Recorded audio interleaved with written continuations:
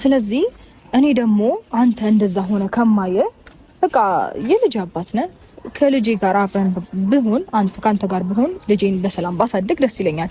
ካልሆነ ግን እዛ ጋር የማትፈልገውን ህይወት ከምትመራ ከሄርሚ ጋር ሆነ በሰላም ህይወትን ብትኖር ደስ ይለኛል። በእኔም በኩል ያሉ ሰዎች አንተ መታው አይረብሹም፣ እኔም እንደዛው አልረብሽህም።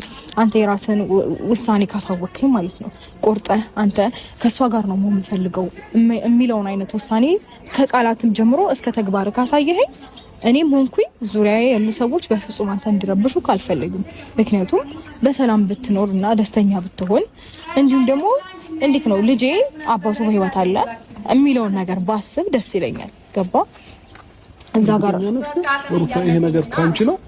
አዎ ከኔ ነው። ይኸውልህ ከዚህ በፊት አዎ በደንብ እርግጠኛ ነኝ።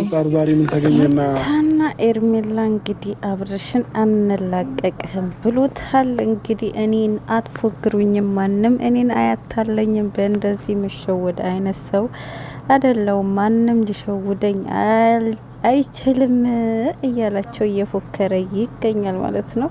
ሰላም ሰላም ውድ ቤተሰቦቼ፣ አሰላሙ አለይኩም ወራህመቱላሂ ወበረካቱ። እንዴት ናችሁ? ደህና ናችሁ አላችሁልኝ? እኔ መጥቻለሁ። ላይክ ሼር ሰብ እያደረጋችሁ እስከ መጨረሻው ቪዲዮ አብራችሁ ለመከታተል ሞክሩ። አንዳንድ ሀሳቦች እየሰጠን እንሄዳለን።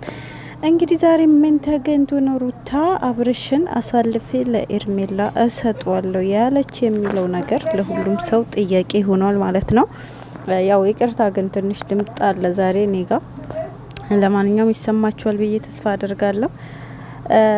ስለዚህ እንግዲህ ሩታ ከፍቅር ጋር ከማየህ ከኤርሜላ ጋር ሆነህ ደስተኛ ሆነህ ብትኖር ይሻለኛል። ከፍቅር ጋር ምንም ደስተኛ ሆነ ወይም ፈልገው አይደለም እየኖርክ ያለው እኔና ኤርሜላን ለማብሸቅና እኔና እሷን ለማናደድ ያረከው ነገር ነው እንጂ ከፍቅር ጋር የእውነተኛ ፍቅር ወይም ለሷ ስሜት ኑሮ አይደለም ይሄን የምታረገው። ስለዚህ ለልጄም አባት ነህ፣ ምንም ክፉ እንዲነካ አልፈልግም። ልጄም አባት አለው ሲባል እኔ ደስ ይለኛል።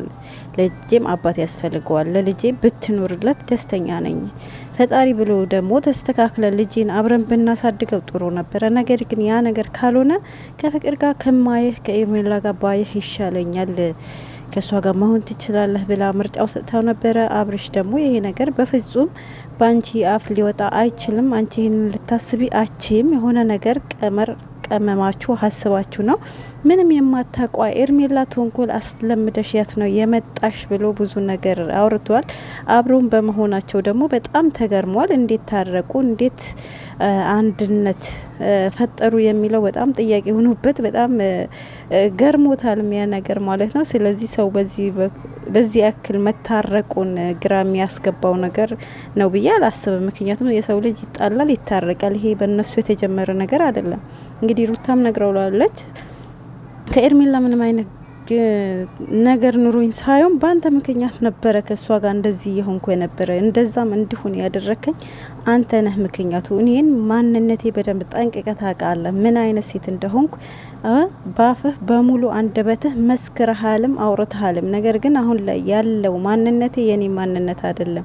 ይሄ ሁሉ እየሆንኩ ያለሁት ባንተ ምክንያት ነው። ይህንንም አንተ ጠንቅቀህ ታውቀዋለህ። ለምን እንደዚህ ልትለኝ ትችላለህ ብለዋለች። ኤርሜላም ደግሞ ምናልባት ይሄንን ነገር ከሩታ አንደበት መስማት ላንተ አዲስ ሊሆን ይችላል። ነገር ግን እሷ ምንም ብላኝ አይደለም፣ እኔም ካንተ እኩል መጥቼ ነው የሰማሁት ብላው ተናግሯለች ማለት ነው። ማስረዳት ያለባት ነገር አስረድቷለች። ነገር ግን እሱ ሁለቱንም ዛሬም እንግዲህ ረግጧቸው ሂዷል ማለት ነው። በጣም ልቡ አብጧል ይሄ ሰውዬ።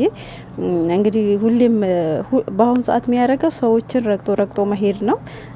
በጣም ፎክሩ። በቃ እኔ ማንም ሊያታልለኝ አይችልም፣ ሁለታችሁም አልፈልግም።